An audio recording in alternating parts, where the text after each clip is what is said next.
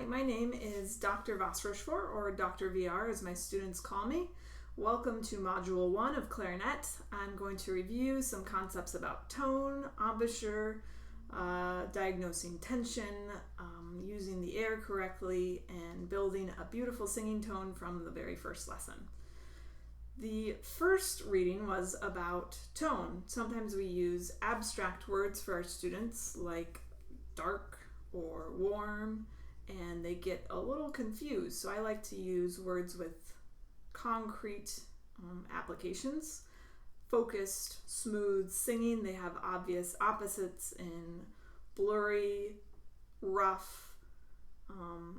Singing is a great way to think of resonance without having to understand it. And this helps me to communicate better with my students from the beginning, although the best way is to give them lots of wonderful recordings to listen to and emulate and be inspired by. So air is the very first building block of tone. And when we are looking for productive, tension-free air, we need to use the entire body. So I encourage my students to think about it like a barrel that can expand to hold and produce more air.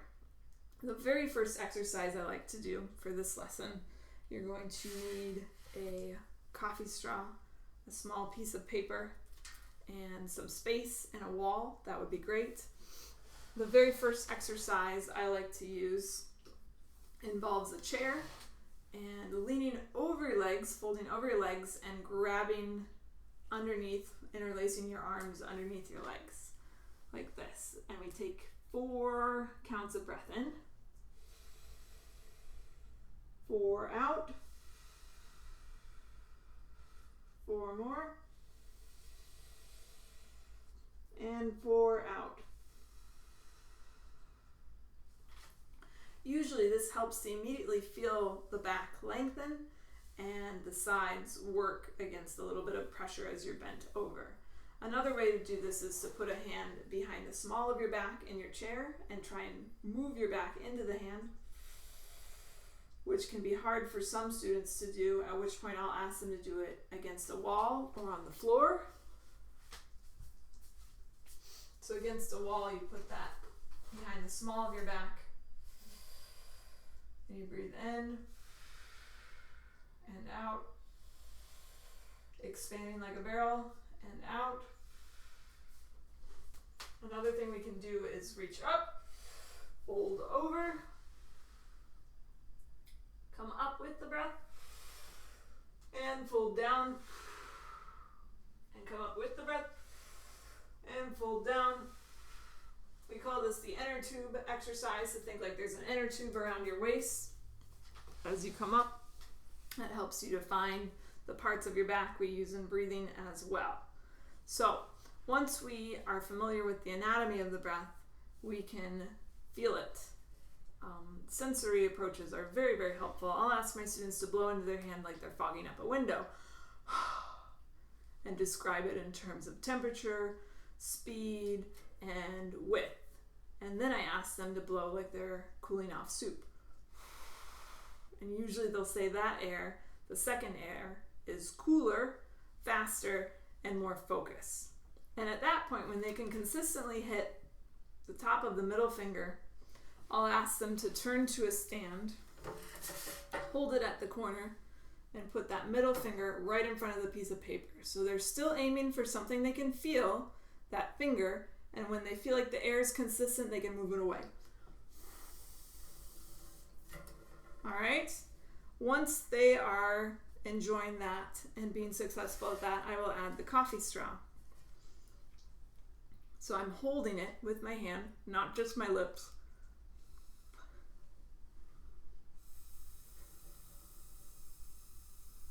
And they typically enjoy that magic trick that you can come farther away from the stand with the coffee straw. So the coffee straw helps to focus that air and make it faster. We're going to talk more about that with voicing later on, but for now, that's the most important step for beginners to know. When we talk about forming the embouchure, there are a few parts we want to mention. We have the lip muscles, the chin muscles, and those are supported by the jaw and the teeth.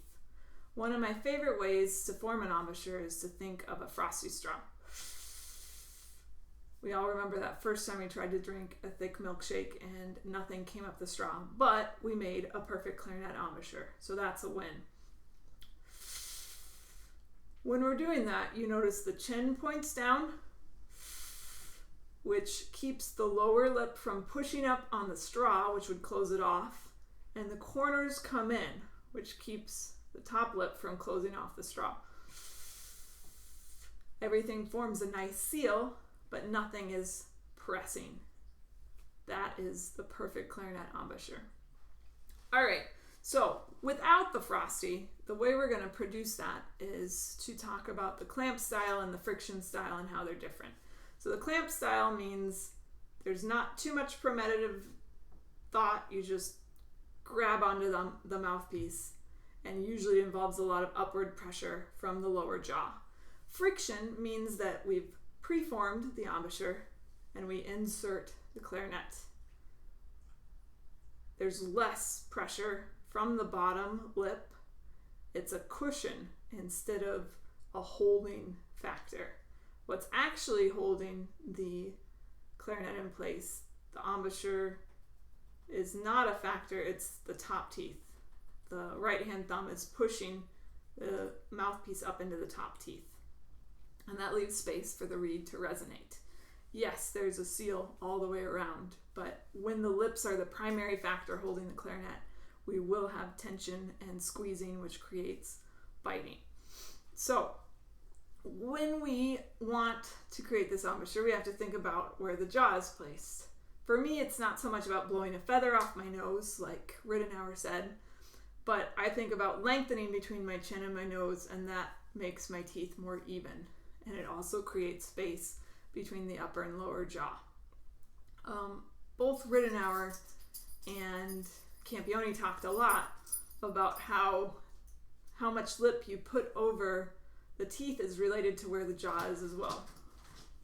If you move your jaw in or out, it'll change how much lip is on the teeth. That is my cat, Sergeant Pepper. Okay, we're all right. So at that point, we're going to use a pencil. And if we have successfully found the pressure point, which is where the lip becomes firm and not floppy, I like to show my students floppy, and then I roll over just enough until it becomes firm. And then you want to place the pencil, and it'll be still. If there's too much lip over, you lose that pressure point and it becomes weak. You see how the pencil wants to move a lot more? Okay, so that's for the jaw.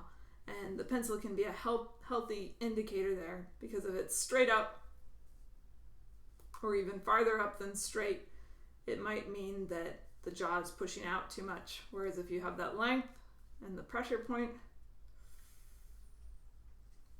it's going to be pointed slightly down and it's going to be still and it'll be comfortable. That's a very important point to make. It should feel comfortable. All right, so another important part has to do with the lips. The lips are there to seal the air and cushion the reed. I like to remind my students that embouchure is a French word that means the opening of a pipe. So the embouchure is there to keep the air from leaking out and to transport the air from our lungs into the clarinet, from one pipe to another.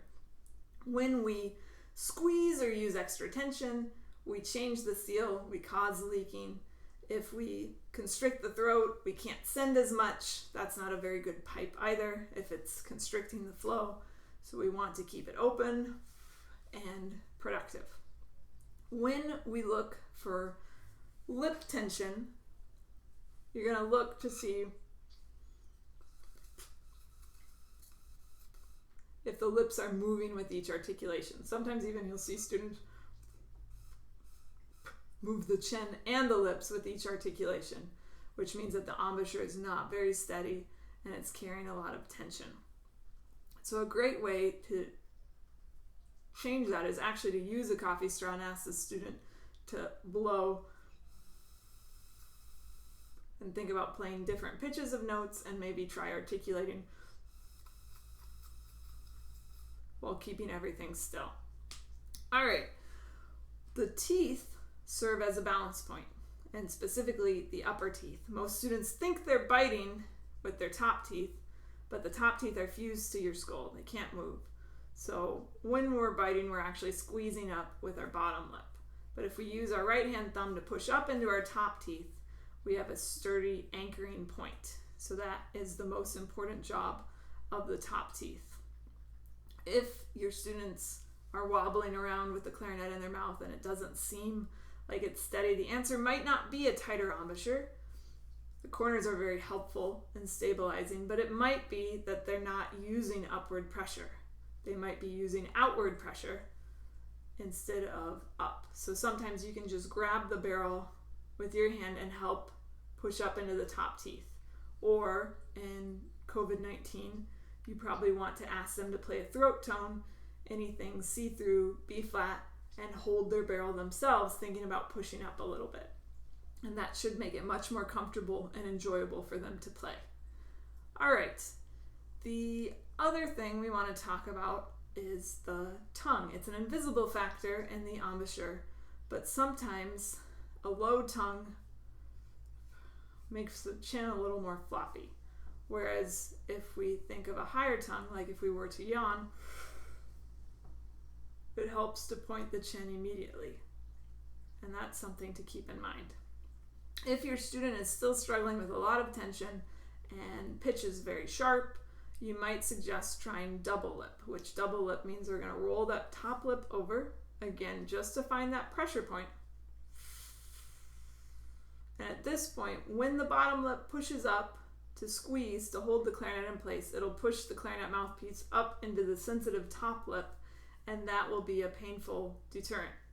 Not super painful, but enough to be like, oh, I'm really squeezing up. I should use my right hand thumb more. All right, now that we've talked about the embouchure, I want to talk some more about the air and how we can check for tension in the air. We are going to check the lips, the throat, and the diaphragm. So when your lips try to control the flow of the air, it means that they're pinching the reed. They're squeezing it.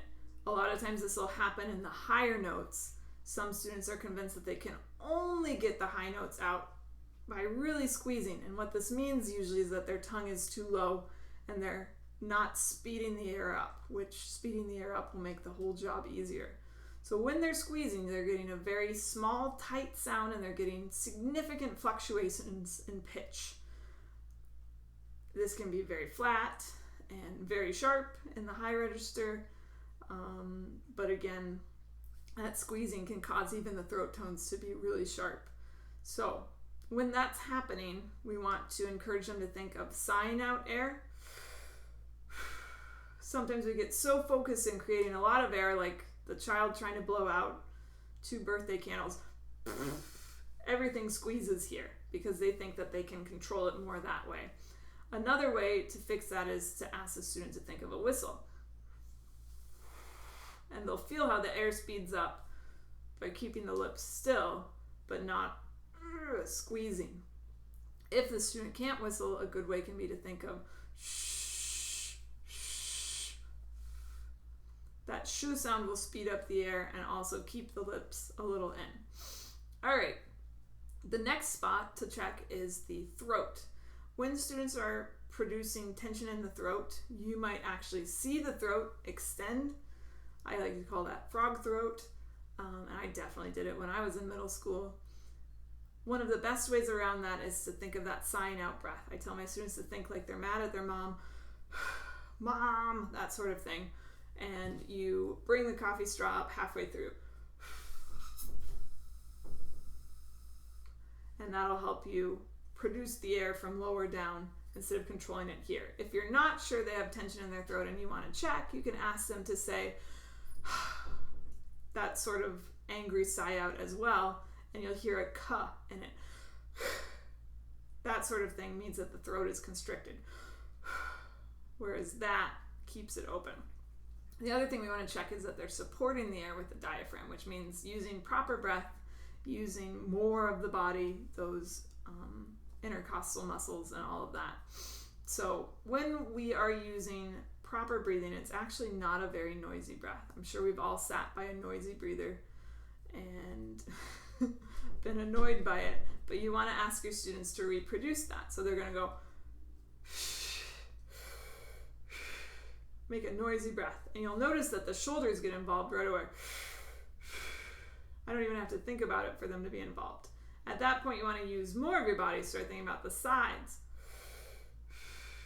And the pitch goes down a little bit. Then start thinking about using the belly. Pitch goes down even more. And then maybe the lower back. And it gets quieter and deeper. And that gives students a better idea of what to look for. All right. I want to give you a quick overview of what a first lesson is like for me. If this is review, great. If it's something new for you, I hope it's helpful.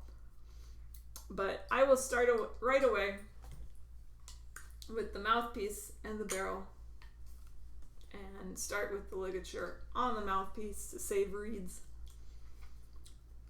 And I like to start students just like we did with the coffee straw and the sigh out breath, so that they find where the threshold of the noise is instead of gunning it 0 to 60 and using a lot of unnecessary tension right away. So again, we want to preform the embouchure. Think of the frosty straw. And then suck the mouthpiece up like it's a frosty straw. And sigh out first without making any sound. This takes pressure off of them and gets used to producing air. And then just like with the coffee straw, we're going to turn that sigh out into focused, I like to call it Death Star air, like it's going to blow up a planet. So preformed embouchure.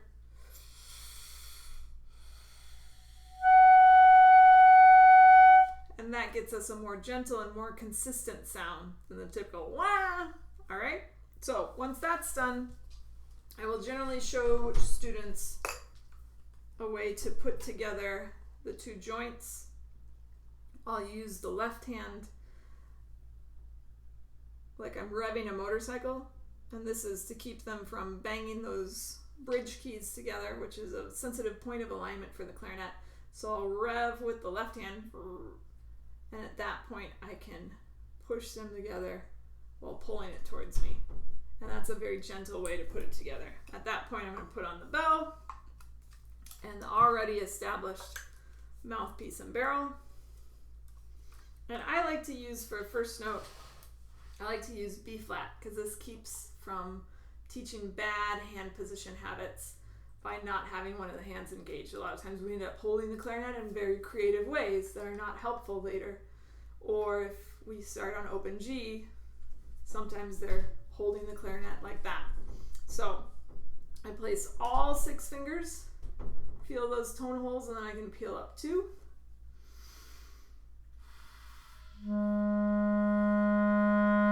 I use that same sigh out breath to find a gentle sound, and at that point it's very easy to play hot cross buns.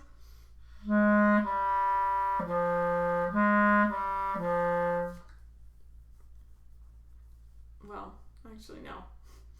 We want to go from D. Sorry, I was thinking of the next example I wanted to show you, which is the Frere Jacques, the Mahler theme that I like to use with my students, starting from the G and going up.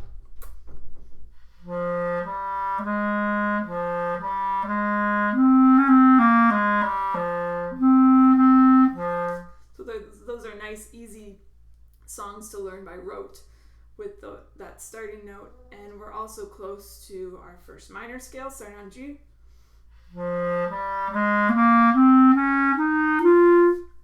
And our first major scale, starting on B flat. And we can also go to that G and make our first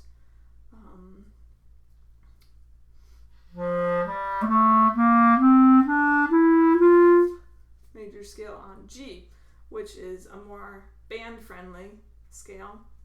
But a lot of my students, I see, they form bad habits getting thrown into a B-flat concert scale right away and trying to go over the break. So if you can, try and use those more clarinet-friendly scales.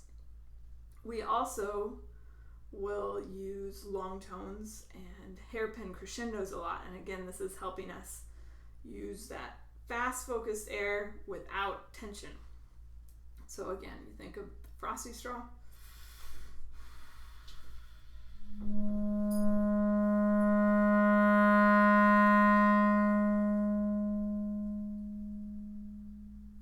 And if they're having a lot of trouble getting to those pianos, you can start loud.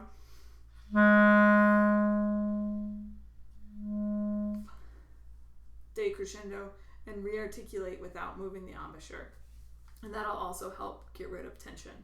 So I hope those are some helpful ideas for starting, thinking of tone and using spray can air. Oh, there was one thing I wanted to mention with Campione. He said that the diaphragm should not be kept expanded. And I do have a little disagreement with that. If we're thinking of expanding out, it can cause unnecessary tension. But if instead we're thinking of keeping that volume up and down, that's what my teacher used to call avoiding the inevitable rise of the diaphragm. And it helps to use spray can air instead of expiring balloon air, which is inconsistent. With spray can air, you have consistent fast air all the way to the end, just like that Cheese Whiz can that goes until all of a sudden it's gone. In the orchestra, we want to have air that continues all the way to the very end of the sound. All right, so I will see you in Module 2.